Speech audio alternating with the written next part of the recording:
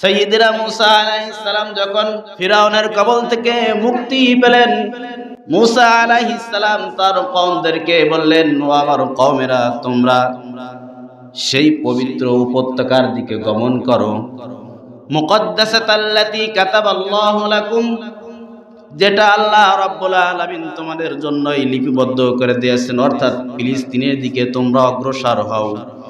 ওয়ালা তারতাদ্দু আলা আদবারিকুম, আল্লাহ রাব্বুল আলামিনের আদেশ তোমরা অমান্য করো না, নিম্নগামী তোমরা হয় না, অগ্রগামী হও। অর্থাৎ আমালিকার সম্প্রদায় থেকে ফিলিস্তিনকে উদ্ধার করার জন্য তোমরা ফিলিস্তিনের দিকে অগ্রগামী হও, অগ্রসর হও। ফাতানকালিবু খাসিরিন, তোমরা যদি সেদিকে না যাও, উল্টা চলো, ফাতানকালিবু খাসিরিন, তাহলে তোমরা ক্ষতিগ্রস্তদের অন্তর্ভুক্ত হয়ে যাবে। নাউজুবিল্লাহ পড়েন। দ্বিতীয় কাজ মুসা আলাইহিস সালামের কওমদেরকে নিয়ে, যে ফিলিস্তিনের দিকে তোমরা অগ্রসর হও, ওটা আমাদের, আল্লাহ তাআলা আমাদেরকে লিখে দিয়েছেন, ওটাকে দখল করতে হবে, ওটার বাসিন্দা আমাদেরকে হইতে হবে। খবরদার, ওয়ালা তারতাদ্দু আলা আদবারিকুম, পিছনের দিকে ফিরবা না, সামনের দিকে আগাও। ফাতানকালিবু খাসিরিন, পিছনের দিকে যদি ফিরো, সামনের দিকে যদি না আগাও, তাইলে তোমরা ক্ষতিগ্রস্তদের অন্তর্ভুক্ত হয়ে যাবে। সাইয়্যিদনা মুসা আলাইহিস সালামের কওমেরা জবাব দিল, ক্বালু ইয়া মুসা ইন্না ফিহা কওমান জাব্বার, ওহে আল্লাহর নবী মুসা, সেখানে রয়েছে, অর্থাৎ ফিলিস্তিনে রয়েছে অহংকারীরা, বিশাল দেহের অধিকারী আমালিকা সম্প্রদায়, সেখানে তারা অবস্থান করছে। ওয়া ইন্না লান নাদখুলাহা হাত্তা ইয়াখরুজু মিনহা ফায়াখরুজু মিনহা ফাইন্না দাখিলুন, এই বিশাল দেহের অধিকারী অহংকারী আমালিকা সম্প্রদায় যতক্ষণ পর্যন্ত এই ফিলিস্তিন থেকে না বের হয়ে যাবে, ততক্ষণ পর্যন্ত আমরা সেই এলাকায় প্রবেশ করব না। এত বিশাল দেহের অধিকারী আমালিকা সম্প্রদায়, ওরা তো ফিলিস্তিনে রয়েছে, ওরা যদি বের না হয়, আমরা কখনোই ওই এলাকায় প্রবেশ করব না। মুসা আলাইহিস সালামের কওমেরা এই জবাব দেয়। অথচ আল্লাহর কারিশমা ওরা একটার পর একটা দেখে আসছে, কঠিন কঠিন বিপদের সম্মুখীন তারা হয়েছে, কিন্তু আল্লাহ তাআলা এই কঠিন কঠিন বিপদ থেকেও তাদেরকে উদ্ধার করেছে।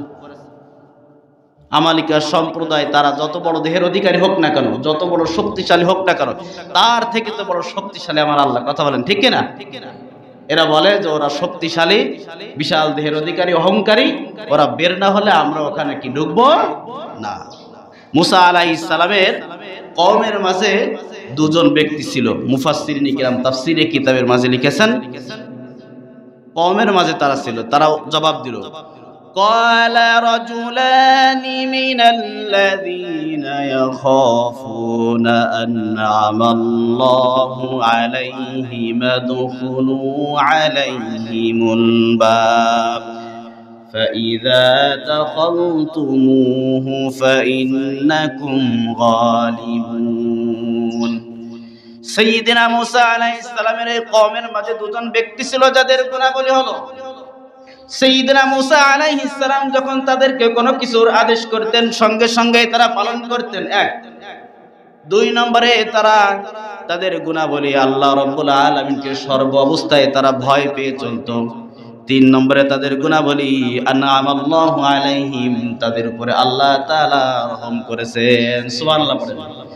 আল্লাহ তাআলা বলেন, উদখুলু আলাইহিমুল বাব, এই দুজন ব্যক্তি মুসা আলাইহিস সালামের কওমদেরকে বললেন, ভয় করো না, ভয় পেও না, আমাদের নবী মুসা আদেশ করেছেন ফিলিস্তিনকে উদ্ধার করার জন্য, ওটা আল্লাহ তাআলা আমাদের জন্যই লিখে দিয়েছেন, সেটাকে আমরাই ওখানের বাসিন্দা আমরাই হব, বরং তোমরা ভয় পেও না, ওদিকের অগ্রসর তোমরা হয়ে যাও।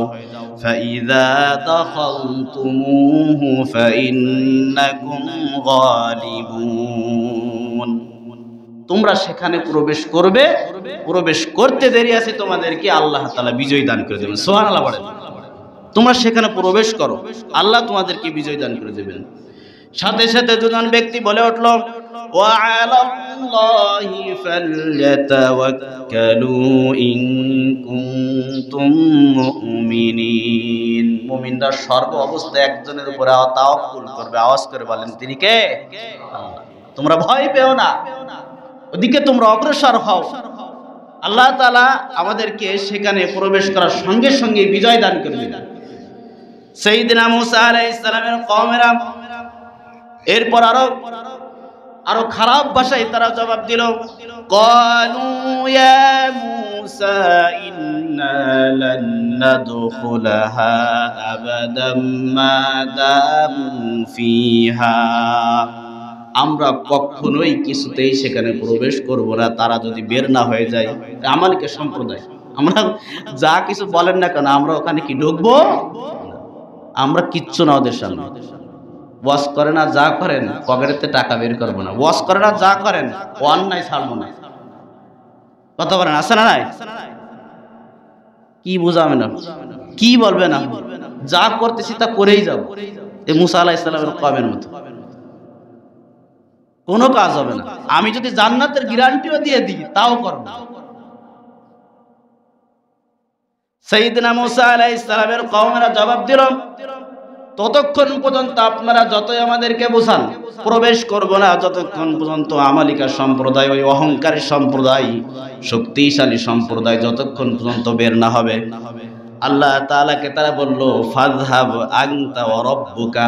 মুসা আলাইহিস সালামকে তারা বলল, তুমি যাও আর তোমার রব যাও, ফাকাতিলা, তোমরাই যুদ্ধ করো, ইন্নাহা হুনা কাঈদুন, আমরা এখানেই বসে থাকি, যুদ্ধ আমরা করব না। নাউজুবিল্লাহ পড়েন।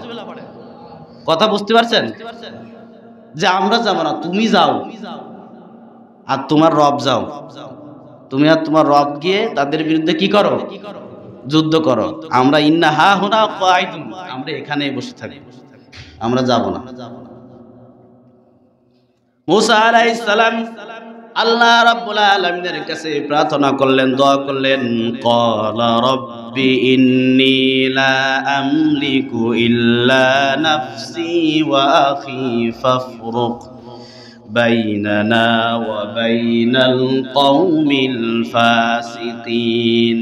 আল্লাহ রাব্বুল আলামিন আমার ভাই হারুন আর আমার উপরে শুধুমাত্র আমার কর্তৃত্ব, আর কারোর উপরে আমার কর্তৃত্ব নেই। ফাফরুক বাইনানা ওয়া বাইনাল কওমিল ফাসিকিন, আল্লাহ তুমি ওদের মাঝে আর আমাদের মাঝে একটা সঠিক ফয়সালা করো।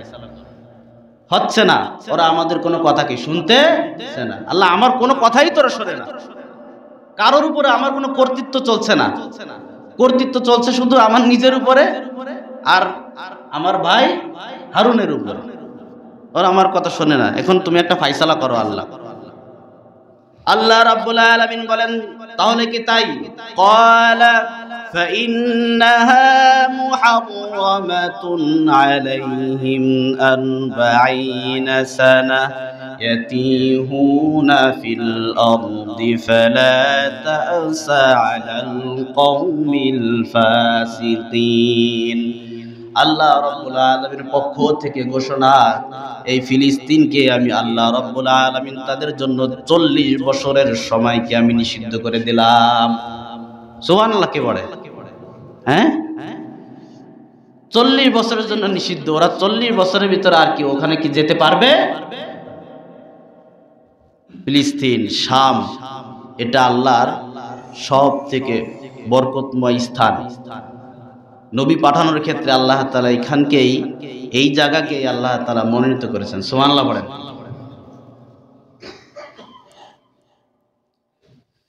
আল্লাহ তাআলা বললেন 40 বছরের জন্য আমি নিষিদ্ধ করে দিলাম। ইয়াতিহুনা ফিল আরদি, তারা এই সিনাই মরুভূমিতে এরা ঘোরাঘুরি করবে। আল্লাহ তাআলা এই সিনাই মরুভূমিতে তাদেরকে আটকিয়ে দিলেন কোনো প্রাচীর ছাড়া। আপনারা শুনছেন না ইয়াজুজ মাজুজের ঘটনা? ওরা দিন রাত 24 ঘন্টা চাটে, হ্যাঁ, চাটে যখন দেখে কি দুনিয়া দেখা যাচ্ছে তখন ওরা ছেড়ে দেয় যে কালকে কি আমরা এখান থেকে বের হয়ে যাব। শুনছেন এই ঘটনা? তা আল্লাহ তাআলা কোনো প্রাচীর ছাড়াই ওদেরকে সিনাই উপত্যকায় মরুভূমিতে আটকে দিলেন। ওরা হাঁটাহাঁটি করে এই দিক সেদিকে যাওয়ার জন্য, কিন্তু দিন শেষে দেখে কি আবার সেই জায়গায়। ফালা তা'সা আলাল কওমিল কাফা ফালা তা'সা আলাল কওমিল ফাসিকিন। আল্লাহ তাআলা সাইয়্যিদনা মূসা আলাইহিস সালামকে বললেন, নবী হে, আপনি এদের ব্যাপারে কোনো চিন্তা করবেন না। এমন একটা জায়গা, ছায়ার ব্যবস্থা নাই, খাবারের ব্যবস্থা নাই, পানির ব্যবস্থা নাই, কি করবেন? আল্লাহ রাব্বুল আলামিন বলেন, ওয়াযাল্লালনা আলাইহিমুল গামামা ওয়া আনজালনা আলাইকুমুল মান্না ওয়াসসালওয়া। আল্লাহ রাব্বুল আলামিন মেঘ মালা দিয়ে তাদেরকে ছায়ার ব্যবস্থা করে দিলেন। সুবহানাল্লাহ পড়েন।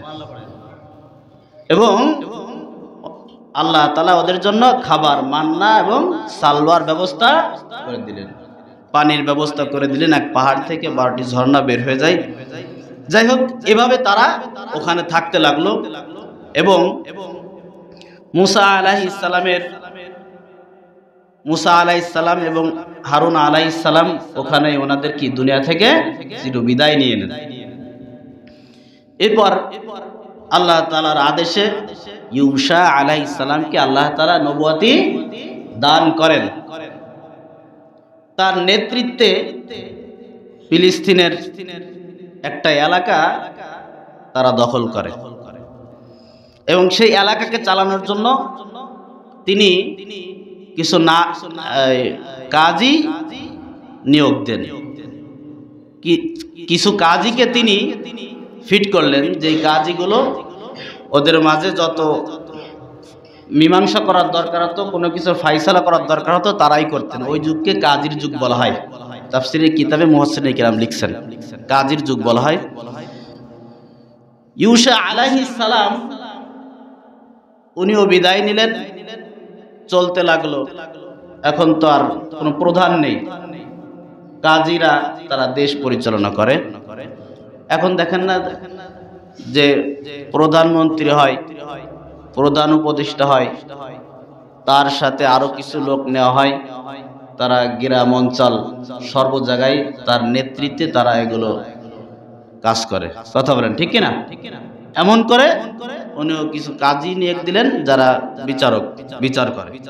ইউশা আলাইহিস সালাম উনিও বিদায় নিলেন, চলতে লাগলো।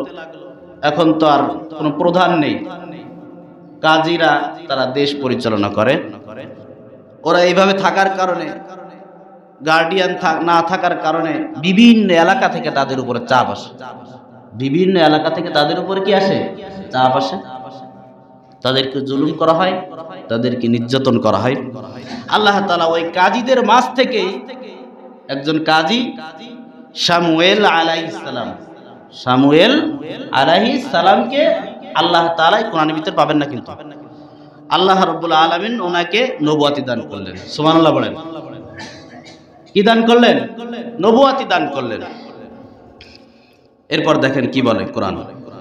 আল্লাহ তাআলা বলেন, আলাম তারা ইলাল মালাই মিন বানি ইসরাঈল মিন বাদি মূসা ইয ক্বালু লিনাবিয়্যিন লাহু মুবআথ লানা মালিকান নুকাতিল ফি সাবিলিল্লাহ।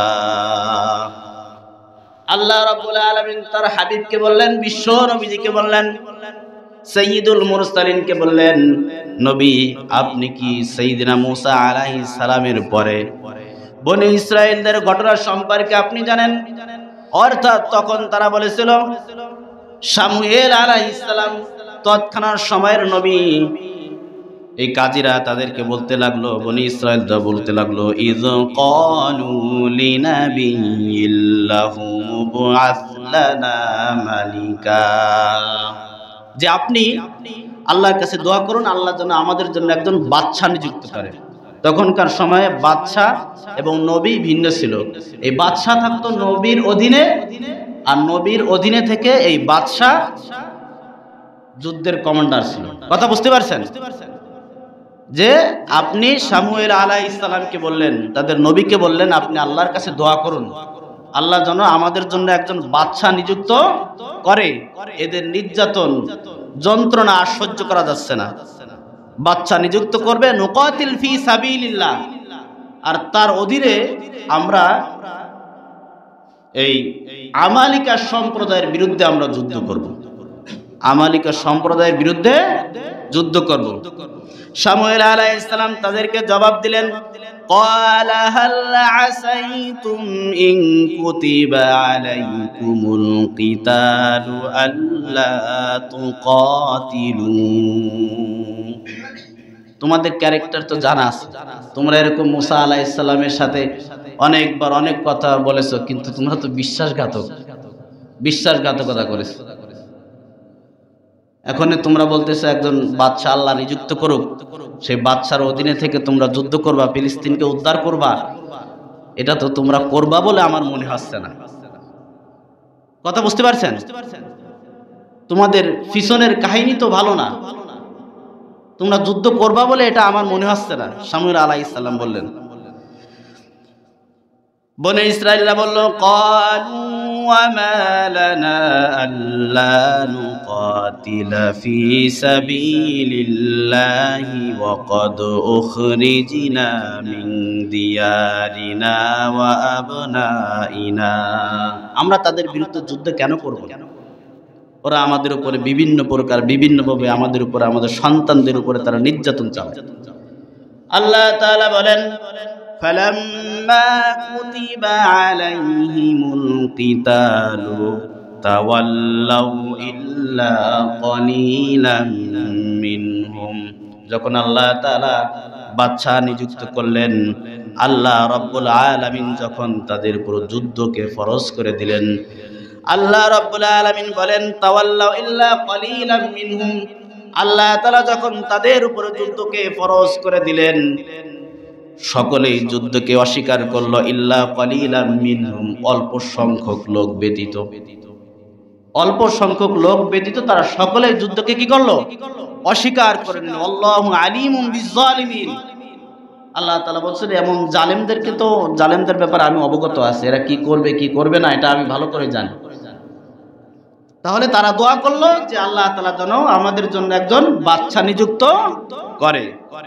আল্লাহ তাআলা বলেন, وقال لهم نبيهم إن الله قد بعث لكم طالوت ملكا। তাদের নবী শামুয়েল আলাইহিস সালাম তাদেরকে বললেন, ইন্নাল্লাহ, নিশ্চয় আল্লাহ তাআলা, কদ বাআসা লাকুম তালুত মালিকা, তালুতকে তোমাদের জন্য বাদশা নিযুক্ত করেছেন। তালুত আর জালুত গল্প আপনারা শুনছেন?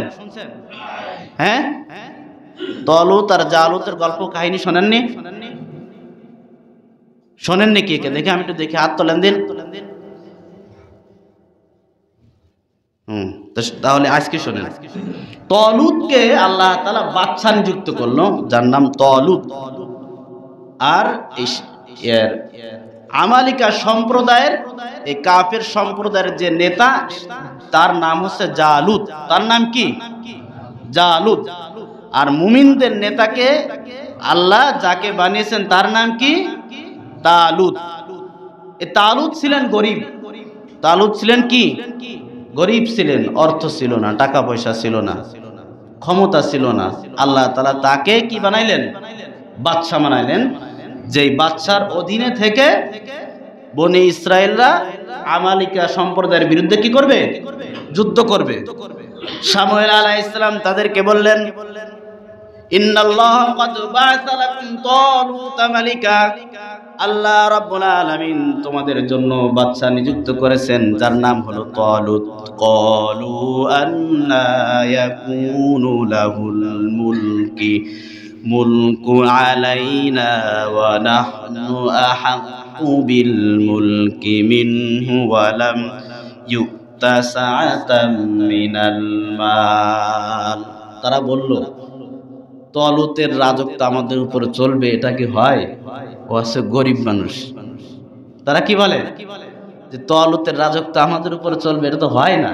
তার কারণ এটা মেনে নিতে পারছে না, ও তো কি গরিব। আর মসজিদের সভাপতি হবে, তুমি যার নাম লইছো যার নাম নিছো তো গরিব, ও তো কোনো ক্ষমতা নাই, ওকে কি সভাপতি বানানো যায়, ওকে কি চেয়ারম্যান বানানো যায়, ওকে কি এমপি বানানো যায়, ওকে কি রাষ্ট্রনায়ক বানানো যায়? ওর তো কিচ্ছু নেই। কথা বলেন আছে না নাই? আর জোরে বলেন আছে না নাই? এই সমস্ত জায়গায় দায়িত্বশীল বানাইতে গেলে তার টাকার প্রয়োজন আছে, তার ক্ষমতার প্রয়োজন আছে, এগুলো ছাড়া তো হয় না। ওকে মানুষ তো চেনে না। ডক্টর ইউনূসকে অনেকে বলে যে আমি এই কথাটা বলে থাকি যে আর কি কোনো সৎ লোক ছিল না, আর কি কোনো সৎ লোক ছিল না যাদেরকে প্রধান উপদেষ্টা বানানোর মতো ছিল না? অনেকে উত্তর দেয় যে তার অনেক বাইরের সাথে লিঙ্ক আছে, এই আছে সেই আছে, তাইলে আমরা ভালো মদত পাবো, সাহায্য পাবো, এই পাবো সেই পাবো, কত কিছু পাবো। তা না হলে তো হয় না। বনি ইসরায়েলরা তাই বল যে তলুতকে বাদশা বানাইলে আমাদের উপর কর্তৃত্ব হয় নাকি? গরিব মানুষ, ওর অর্থ নাই, সম্পদ নাই, চলে না। তারা অস্বীকার করলো, ওয়ালাম ইউতা সাআতাম মিনাল মাল, ওদের কোনো সম্পদ নেই, ওর কোনো সম্পদ নেই, চলে না। ক্বালা ইন্নাল্লাহা ইসতাফা আলাইকুম ওয়া যাদাহু বাসতাতান ফিল ইলমি ওয়াল জিসমি। সাইয়্যিদনা শামূয়েল আলাইহিস সালাম বললেন, আল্লাহ তাআলাই তোমাদের জন্য তালুতকেই বাদশা হিসেবে নির্বাচন করেছেন। দুটি কারণে, একটি কারণ হলো ওয়াজাদাহু বাসতাতান ফিল ইলমি ওয়াল জিসমি, আল্লাহ রাব্বুল আলামিন তাকে ইলম, এক নম্বরে ইলম, দুই নম্বরে আল্লাহ তাআলা তার শরীরের শক্তির প্রাচুর্যতা অনেক দিয়েছেন। সুবহানাল্লাহ বলেন। শর্ত আছে ইলম জানার দরকার। কি থাকার দরকার? ইলম থাকার দরকার। ইলম মানে হচ্ছে জ্ঞান। এখানে ইমামতি করতে হবে, ইমামতি করার সম্পর্কে যত জ্ঞান দরকার তাকে এখানে কি বানাইতে হবে? ইমাম বানাইতে হবে। কথা বুঝতে পারছেন? বিয়ে তাকে দিয়েই পড়াইতে হবে, বিয়ে সম্পর্কে তার কি আছে? জ্ঞান আছে। ব্যবসা তাকে দিয়েই করাতে হবে, ব্যবসা সম্পর্কে যার জ্ঞান আছে। এক কথা, যে যা করবে তার সেই সম্পর্কে কি থাকতে হবে? জ্ঞান থাকতে হবে। এটাই তার যোগ্যতা, এটাই তার কি? যোগ্যতা। অথচ উচ্চ আসনে বসার জন্য যোগ্যতা খুঁজি কি? অর্থ লাগবে, সম্পদ লাগবে, ক্ষমতা লাগবে। তা না হলে তাকে উচ্চ স্থানে বসানো যাবে না। বনি ইসরাইলরা তাই বলেছিল। আল্লাহ তাআলা বলেন, তাকে আল্লাহ তাআলা তোমাদের জন্য বাদশা নিযুক্ত করেছেন। আল্লাহ রাব্বুল আলামিন তাকে ইলম দান করেছেন। ওয়াল্লাহু ওয়াসিউন আলিম, আল্লাহ তাআলার কারিশমা বড় বুঝা। আল্লাহু ইউতি মুলকাহু মাইয়াশা, আল্লাহ তাআলা যাকে ইচ্ছা তাকে রাজত্ব দান করেন। সাইয়েদনা মুসা আলাইহিস সালামের কওম বনি ইসরাইল তাদেরকে বলল, অর্থাৎ শামূয়েল আলাইহিস সালাম তাদের নবীকে বললেন যে উনি যে বাদশা, এটার কি কোনো নিদর্শন আছে? আমরা একটু দেখতে চাই। মুসা আলাইহিস সালামের, ইউশা আলাইহিস সালামের সময় একটা সিন্দুক ছিল। একটা কি ছিল? সিন্দুক ছিল। সেই সিন্দুকের মাঝে ছিল একটা বরকতি সিন্দুক। তাফসীর পড়লে আপনারা পাবেন এগুলো। সিন্দুক ছিল, সেই সিন্দুকের মাঝে মুসা আলাইহিস সালাম, হারুন আলাইহিস সালাম, তারপরে আপনার বাইবেলের কপি, বরকতময় কিছু কিছু জিনিস তার ভিতরে ছিল। বরকতময় এক সিন্দুক। তারা যখন যুদ্ধ করত, এই যুদ্ধক্ষেত্রে তারা এই সিন্দুককে সামনে রাখত, সম্মুখীন রাখত। এরপর ওই সিন্দুকের বরকতে আল্লাহ তাআলা তাদেরকে বিজয় দান করে দিতেন। সুবহানাল্লাহ বলেন। ঘটনাক্রমে এই সিন্দুক ওরা চুরি করে নিয়ে যায়। এই সিন্দুক তারা কি করে? চুরি করে নিয়ে যায়। এখন যখন বনি ইসরায়েলরা বলল যে ওনাকে যে আল্লাহ তাআলা বাদশা নিযুক্ত করেছেন, এর কি কোনো নিদর্শন আছে? আল্লাহর নবী বললেন, وقال لهم نبيهم إن آية ملكه أن يأتيكم التابوت فيه سكينة من ربكم وبقية مما ترك آل موسى وآل هارون تحمله الملائكة ইন্না ফি যালিকা লাআয়াতাল লাকুম ইন কুনতুম মুমিনিন।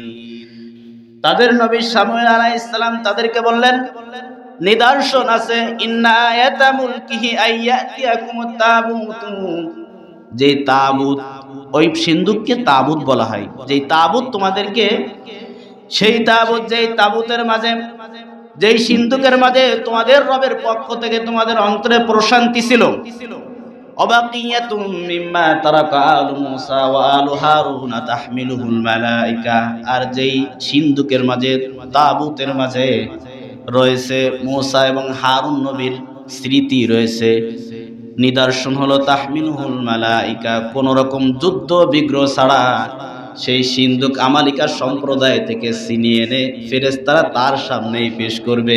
সুবহানাল্লাহ পড়েন। এই সিন্দুক ওরা যখন চুরি করে নিয়ে গেল, ওরা রাখলো, মূর্তি পূজক ছিল, মূর্তির পায়ের নিচে দেখবেন, আপনারা মন্দিরে দেখবেন যে মূর্তি রাখা হয়, ওর নিচেই কিছু কাঠের মতন একটা জিনিস রাখা হয়, বেদিমূল, ওইটার উপরে মূর্তিকে বসিয়ে দেওয়া হয়, দাঁড় করানো হয়, আপনারা দেখলেও অনেকে দেখতে পারেন। তো ওরা কি করলো, এই সিন্দুককে মূর্তির নিচে রেখে দিল, পায়ের নিচে রেখে দিল। এরপরে দেখা গেল যে সে মূর্তি পড়ে গেছে, সে সিন্দুক মূর্তির উপরে। কথা বুঝতে পারছেন? এবার কি করলো, এটা হয় না, এটা হয় না, ওরা ওই পেরেক দিয়ে, পেরেক একটু লম্বা করে যে আপনারা ইসে মারে কাঠে, পেরেক, ওই পেরেক দিয়ে আপনার মূর্তির পা সোজা করে ছিদ্র করে ওই কাঠের বাক্সে আর কি ওরা মেরে দিল, যাতে করে মূর্তিটা না পড়তে পারে। কিন্তু পরবর্তীতে দেখা গেল যে মূর্তির হাত পা ভেঙে একদম চূর্ণ বিচূর্ণ হয়ে গেছে। কথা বুঝতে পারছেন? বলে না, এটা হয় না, এটা এখানে রাখা যাবে না, অন্য এলাকায় রাখলো। অন্য এলাকায় রাখলো, রাখার পরে সেই এলাকায় প্লেগ রোগ, মহামারী, কি এক যন্ত্রণা, না এখানেও রাখা যায় না, আর এক জায়গায় রাখি, আর এক জায়গায় রাখি। ইন্দুরি সমাহার, ইন্দুর এই মানুষের পাশার ভিতর দিয়ে ঢুকে মানুষের নাড়ি বুড়ি কেটে দেয়, কি এক যন্ত্রণা। বনি ইসরায়েলের এক লোক তাদেরকে বললো যে তোমরা এটা একটা গরুর উপরে রেখে দিয়ে তোমরা এটার ই করে দাও, তাড়িয়ে দাও বন জঙ্গলের দিকে, যেদিকে যায় যাক। কথা বুঝতে পারছেন? এরপরে ওই সিন্দুক আল্লাহর হুকুমে ফেরেশতারা তালুতের সামনে, যাকে আল্লাহ তাআলা বাদশা নিযুক্ত করেছেন, তার সামনে আল্লাহ তাআলা ফেরেশতাদের মাধ্যমে রেখে দিলেন। সুবহানাল্লাহ বলেন। ঠিক আছে, এখন এটা নিদর্শন ছিল, আমরা পেয়ে গেলাম। তালুতকে আল্লাহ তাআলা বাদশা নিযুক্ত করেছেন, তালুতকে আল্লাহ তাআলা কি বাদশা নিযুক্ত করেছেন, আমরা মেনে নিলাম। এরপর কথা মাগরিবের পর আমি সামান্য একটু আলোচনা করবানি, মাগরিবের পর আজ। এরপর বাকি কথাগুলো মাগরিবের পরে বলবো ইনশাআল্লাহ। সবাই শুনতে আসবেন তো ইনশাআল্লাহ? সুন্দর কাহিনী, বিশাল সুন্দর। আল্লাহ বলছে সুন্দর, নাহনু নাকুসু আলাইকা আহসানাল কসাস। আল্লাহ তাআলা বলছে সব থেকে সুন্দর কাহিনী এগুলো, অনেক শিক্ষা রয়েছে উম্মতের জন্য।